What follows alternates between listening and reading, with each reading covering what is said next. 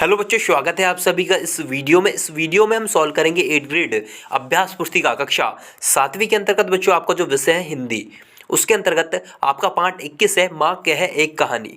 ये आपका जो पाठ 21 है इसके सभी अध्याय के सभी प्रश्नों के उत्तर इस वीडियो में हम आपको देने वाले हैं, तो वीडियो को अंत तक जरूर देखें। साथ ही साथ इससे पहले के सभी अध्याय के सॉल्यूशन बच्चों चैनल पर अपलोड हो चुके हैं। यदि आपने नहीं देखा तो डिस्क्रिप्शन में, इस वीडियो के डिस्क्रिप्शन बॉक्स में आपको लिंक दे दी गई है, वहां क्लिक कर आप सभी अध्याय के सॉल्यूशन कर सकते हैं। तो चलिए वीडियो शुरू कर लेते हैं। देखिए, सबसे पहला अति लघुत्तरी प्रश्न है इसमें आपका, जिसमें आपको पहला प्रश्न बोलता है कि ता तक कहाँ भ्रमण करते थे। इस अध्याय को आपको पढ़ना है, यदि आपने नहीं पढ़ा है तो आपको उत्तर लिखना है उपवन में। उपवन में इसका राइट आंसर हो जाएगा। आपको वीडियो को रोककर बच्चे उत्तर पूरा लिखते जाना है। इसके बाद दूसरा प्रश्न है, वर्ण वर्ण के फूल खिले थे झलमला कर हम हिम बिंदु झिले थे। पंक्ति में योजक चिन्ह वाले शब्दों को लिखिए। आपको योजक चिन्ह में जो दो शब्दों को जोड़ते हैं, जैसे रात दिन, इस तरीके से आपका जो बीच में जो होता है योजक चिन्ह होता है जो वर्ण वर्ण के बीच में है, तो उत्तर आपको लिखना है वर्ण वर्ण हिम बिंदु। इस तरीके से आपको ये लिख लेना है। आपके दूसरे प्रश्न का उत्तर ये हो जाएगा, ये आपको लिख देना है। या फिर आप यहाँ पर रात दिन भी लिख सकते हैं, रात दिन, इसमें भी जो है यहाँ पर जो है योजक चिन्ह आता है बीच में। इस तरीके से आप इसका जो उत्तर लिख सकते हैं। ये आपका जो राइट आंसर है। इसके बाद तीसरा है, पुत्र अपनी माँ से किस बात की जो हट कर रहा है। कौन सी बात की हट कर रहा है, उत्तर लिखना है पुत्र अपनी माँ से कहानी सुनाने के लिए हट कर रहा है। ये आपके तीसरे प्रश्न का उत्तर हो जाएगा। इसके बाद देखिए आपका चौथा प्रश्न है बच्चों की, उपवन में हंस सहसा नीचे कैसे गिरा। उपवन में जो हंस सहसा नीचे कैसे गिर गया आपको बताना है। उत्तर आपको लिखना है उपवन में हंस पंखों के आघात होने के कारण नीचे गिरा। ये आपके चौथे प्रश्न का उत्तर बच्चों आपको लिख देना है। इसके बाद देखिए पांचवा प्रश्न है कि हुआ विवाद सदस्य निर्दय में उभा आग्रहो थे स्व विषय में गई बात तब न्यायालय में उपयुक्त पंक्ति का भावार्थ लिखिए। आपको पंक्ति का भावार्थ में अर्थ यहाँ पर लिखना है। तो उत्तर आपको लिखना है सिद्धार्थ और निर्दयी शिकारी के बीच विवाद बढ़ने लगा, दोनों ही अपने विषय पर अडिग थे, इसलिए यह विवाद न्यायालय पहुंचा। यह आपका जो इसका अर्थ हो जाएगा। आपको वीडियो को रोककर बच्चे उत्तर पूरा लिख लेना है।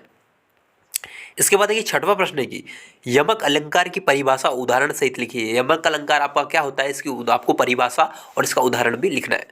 तो उत्तर लिखना है जिस काव्य में समान शब्द के अलग अलग अर्थों में आवृत्ति हो वहाँ यमक अलंकार होता है। उदाहरण, कनक कनकते सौगुनी मादकता अधिकाय या खाए बौरात नर या पाए बौराए। ये आपका जो छठवें प्रश्न का उत्तर हो जाएगा। ये आपको पूरा लिख लेना है, इसका राइट आंसर होगा। इसके बाद देखिए सातवां प्रश्न है आपका, कविता के भाव को कहानी के रूप में अपने शब्दों में लिखिए। अपने शब्दों में आपको लिखना है कहानी के रूप में कविता के भाव को। तो उत्तर लिखना है पुत्र अपनी माँ यशोधरा से कहता है माँ एक कहानी सुनाओ। राजा या रानी की कहानी सुनाओ। यशोधरा कहती है कि पुत्र तू हट करता है तो सुन।